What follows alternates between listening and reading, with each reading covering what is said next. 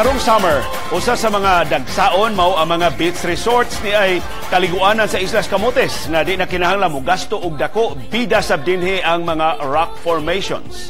Choose Philippines, choose Boho. Ang stress naa sa Isla sa Camotes kauban si Lilith Romagera.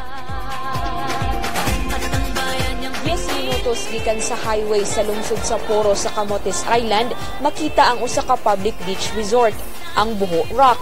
Talagsaon kini nga resort tungod kay nagdaog bida dinhi kining mga rock formations nga gipalibutan sa daghang tanom.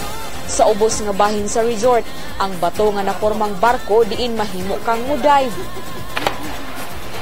Ang barkada nilang Keith Anthony, gituyok ang tibok isla sa Camotes ug ang Boho Rock ang ilang ikaunom nga stop.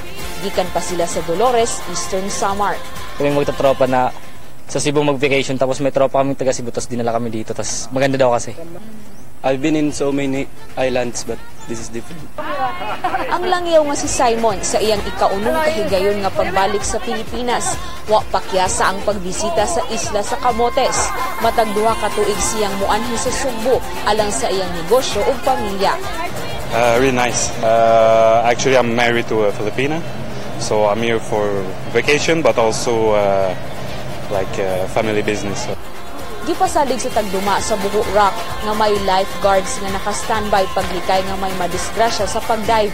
Ilabi na karong padung na ang summer ug tingdagsa na sab sa mga turista. Nagkadaghan ng mga bisita nga gikan sa kalain-lain nga nasud ug gikan sa nagkalain-lain nga suok sa Pilipinas. Mao na siya ang bali landmark diri sa Poro. July entrance fee nga 20 pesos ang Boho Rock ug abli kini alas 8 hangtod alas 5 sa hapon. May mga guest room sab sila sa mga magstay in. 1,800 pesos ang gabi sa private room ug 500 pesos ang gabi sa dormitory type. Gikan sa highway sa lungsod sa Poro, musakay lang og habal-habal sa plate nga 50 pesos paingon sa Boho Rock. Lilith Romagera, ABS-CBN News.